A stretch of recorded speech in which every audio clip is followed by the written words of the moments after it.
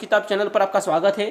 आज हम class 11th के नए टॉपिक के साथ हम डिस्कशन कर रहे हैं। बिजनेस स्टडी में ट्रेड और ट्रेड के टाइप्स के बारे में हम डिटेल करने वाले हैं। यहाँ पर डिस्कशन करेंगे स्टूडेंट्स।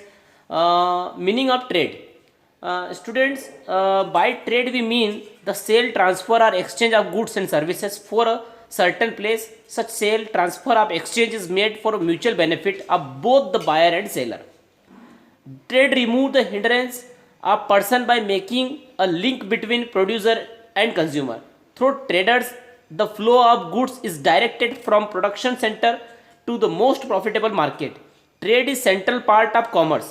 Yes, अब सबसे महत्वपूर्ण चीज यहीं से निकल के आती है। कॉमर्स का एक सबसे केंद्रीय बिंदु है ट्रेड। अब यहाँ पर हम बात करेंगे goods acquire place utility through the trade is trade make the goods available to consumer in different makes.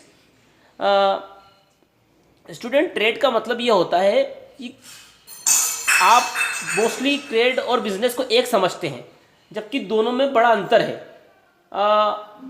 Trade का एक छोटा रूप बिजनेस है। ओके स्टूडेंट, तो अब हम यहाँ पर बात करेंगे ट्रेड क्या है।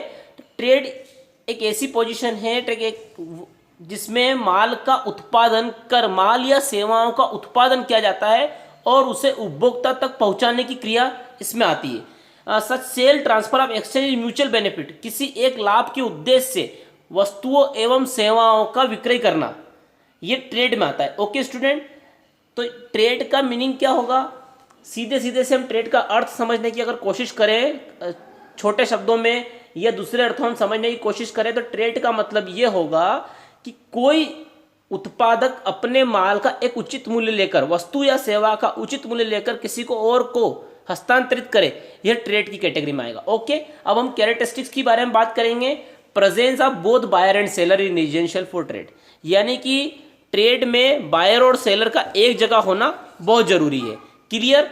Buyer and seller both are benefited by trade, इसमें दोनों का बेनिफिट होना बहुत जरूरी है। ट्रेड में बायर और सेलर का, बायर का कैसे बेनिफिट होगा? बायर अपना माल सप्लाई करने के बदले में पैसा लेगा, जिस पर उसे मुनाफा होगा यानी प्रॉफिट, और सप्लायर को उसे सेटिस्फेक्शन मिलेगा, जिस चीज यूजर को उससे सेटिस्फेक्शन मिलना है जो चीज वो यूज करेगा उससे। Buying and selling must be legal, और दोनों के बीच में बाइंग एंड सेलिंग लीगल होना चाहिए। गुड्स और सर्विसेज में भी परचेस्ड और सोल्ड, इसमें गुड्स और सर्विस या तो बेची जाएगी खरीदी जाएगी, ये प्रक्रिया होगी। Institutions, broker, agent, bank, insurance company and transport company which are participate in trade are called traders, ये सब के सब इसमें शामिल होते हैं, इसलिए ट्रेडर की कैटेगरी में आएंगे।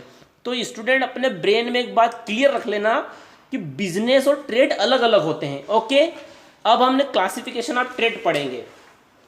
अब क्लासिफिकेशन ऑफ ट्रेड में हम बात करेंगे, ट्रेड को दो कैटेगरी में अलग अलग क्लासिफाई किया गया है। चलिए हम उसी के बारे में बात करते हैं। Trade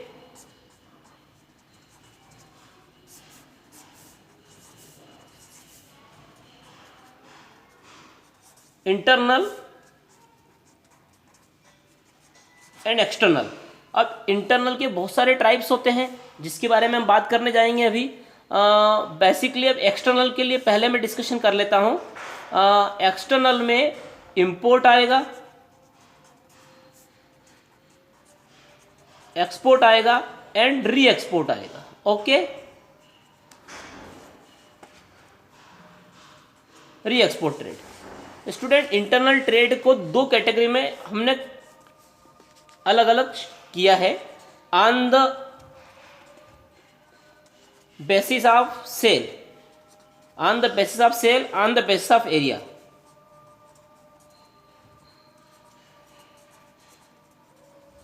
on the basis of area. Okay, तो on the basis of area के पार्ट को हम बाद में क्लियर करेंगे।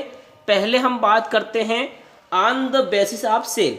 अब on the basis of sale में होलसेल, आपने नाम सुना होगा, होलसेल यानी कि थोक व्यापार। ओके, किसी भी वस्तु का बड़ी मात्रा में उत्पादक से खरीदकर छोटे छोटे हिस्से में जब रिटेलर को बेचा जाता है, तो वो जो बेचने वाला होता है उसे बोलते हैं होलसेलर, और इस तरह के व्यापार को बोला जाएगा होलसेल ट्रेड। क्लियर?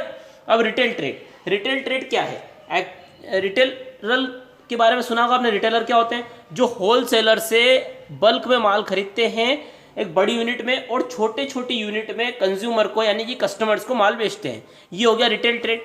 फिर आता है लोकल ट्रेड। लोकल ट्रेड यानी कि एक किसी क्षेत्र में, जैसे दूध वाला आपके घर आता है तो उसका पर्टिकुलर एरिया फिक्स होता है, उसी एरिया में वो माल बेचेगा। ये लोकल ट्रेड।